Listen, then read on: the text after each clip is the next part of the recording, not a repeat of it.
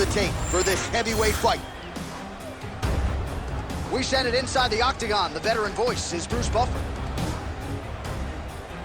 Ladies and gentlemen, this fight is 3 rounds in the UFC heavyweight division. Introducing first. You ready to fight? Ready. Well, most of you likely remember exactly where you were when Conor McGregor and Nate Diaz fought for the first time back in 2016. A rematch later that year, and the trilogy is completely here tonight. Yeah, here we go. Conor McGregor versus Nate Diaz 3. These two guys have been a part of one of the most interesting series we have ever seen inside the UFC's octagon. They're both amazing boxers. Let's see tonight who can impose themselves on their opponent. That strike blocked by Diaz. Oh, nice. Oh, nice combination there. He is just killing with volume tonight. Jab, right hand, body shot, kicks. What a masterful show of different techniques and ability to throw in combination. So just over 20 total strikes have already landed for Nate Diaz.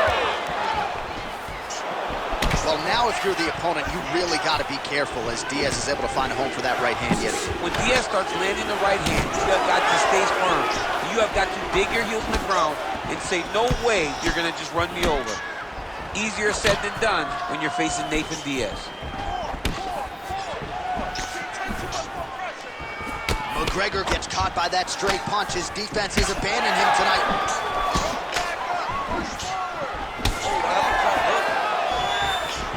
Another shot to the head. Wow, another nice combination there. He's got the flow state going tonight. Oh, he's in rhythm, John. It's like the music's playing in his head and he is just salsa dancing all up on his opponent's face. Jab, right hand, uppercut, everything he throws. Shot there, DC. I'm not sure how he stayed up with it. When you get hit with a shot like that, to stay standing shows and talk to your toughness. All right, so the uppercuts have been a big part of the storyline in this one, but the setups have really been key for him. He's not telegraphing that strike, and the opponent hasn't been able to adjust. He has not been able to see them. It's a very tricky punch, especially in the way that he throws it. He throws it at a time when you expect so many different strikes, but it's because he has such a vast knowledge of just finding that strike.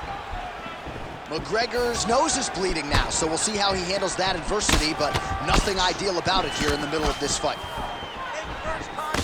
All right, so an opportunity goes by the boards. He had him stunned, nearly finished, and now his opponent has recovered. His opponent's recovered. Now he's got to deal with everything that he's going to bring at him. He should have got the fight finished at that time. Final seconds here. Best head kick you'll ever see. You don't really stand after you take a head kick like this. That is such toughness to even be on his feet right now. All right, so there's the end of the round. You see the blood trickling down as he makes his way back to the stool. All right, so there's the end of the round. He stayed committed to doing damage upstairs and landed a seminal. You ready to fight? Ready. All right, second round underway.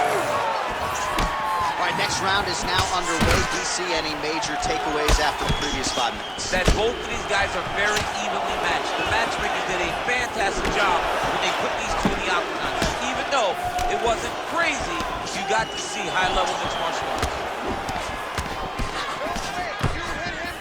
Nice connection there by Nate Diaz. Not a guy you want to let get going here on the feet, DC. No, it's all downhill with Nate. Right? It's the activity that will overwhelm his opponents, and this looks like the start of that. Well, I think I can smell the blood at this point in time. That canvas didn't look like that. I'm not sure his opponent knows where he is. No, he is on Beach Street right now. He's seeing Tweety birds over the top of his head. When you take a hook like that, you are on wobbly legs. Big left hand. All right, so the big storyline in this one, his offensive prowess, particularly when it comes to landing those hooks. And I know you like to play Tony Romo. You think he can? Oh, he hurt him again. Oh, he hurt him again. Oh, my God. Holy smokes. Yeah, man, crowd loving it. Just a gorgeous shot there to end the fight. Really just the way he drew it up. He found the opening and capitalized on it to the utmost extent. Nicely done to finish the fight.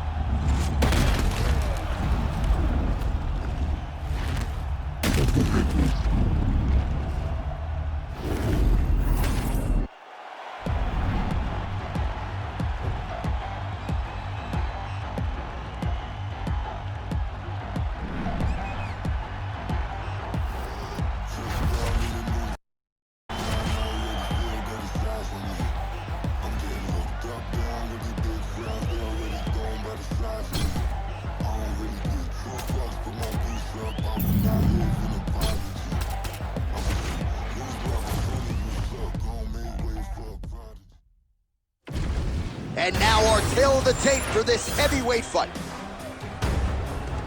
All right, now to get us started, we go inside the octagon where we find Bruce Buffer. You ready to fight? Ready. Oh, it just had to be done, did it not? Dustin Poirier, Michael Chandler. Now, Chandler said, when you confront me and my wife is around, that's the opposite way of getting a fight with me. But you know what? Poirier still got the fight. He got the fight.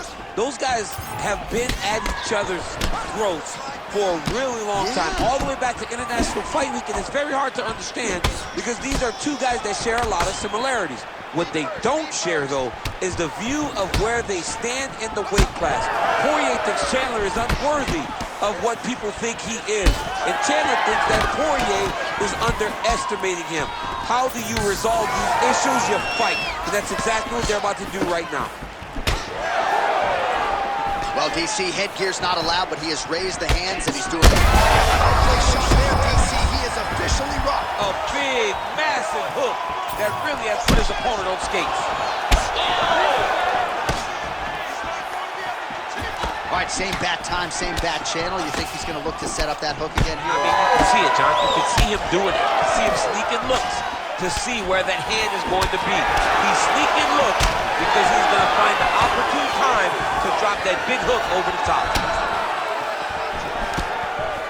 Oh, and there's that hook again, but this time the opponent was ready. Nice job to get in the way. Oh, good combination there from Dustin Poirier. His boxing has really gone to the next level. Getting a lot of good training down there at American Top Team. He's off to a pretty good start here tonight, DC.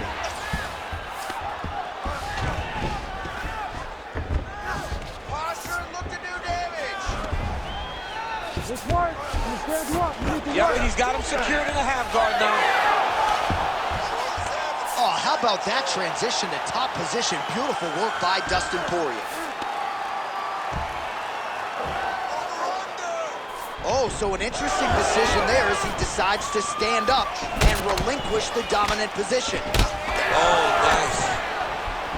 Chandler's nose is bleeding now. Yes, looks as huge connection by him there. He needs to get on his bicycle, John. He needs to get into space so that he doesn't get finished. Well, you want to talk about a guy who does not mind getting hit. It is Dustin Poirier, but largely he's been the more successful offensive fighter tonight. Yeah, he's an offensive juggernaut. He's one of those guys that when he gets rolling, it's hard to keep up with him. He hurts you with his punches. He lands that right hand so dominant. He lands the left hand so dominant. And then he just continues to build. He's a masterful striker.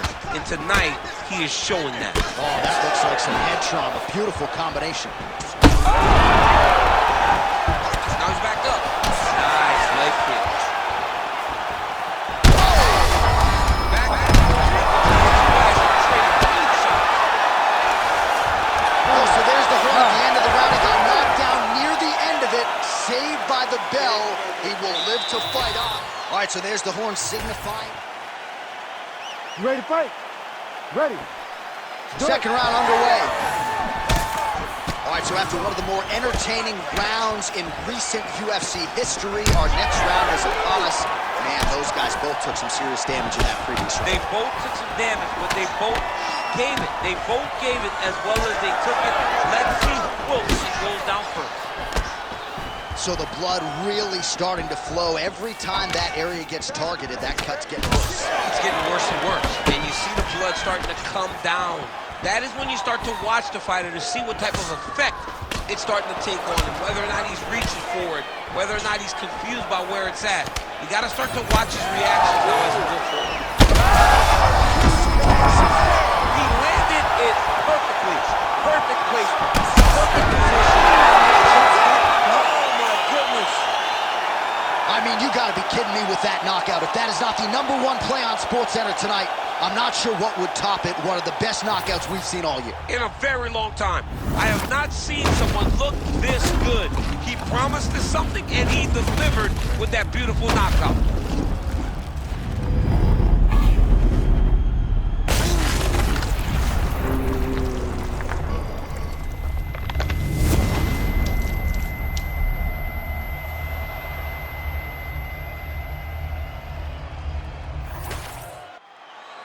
Bruce Buffer now with the official decision.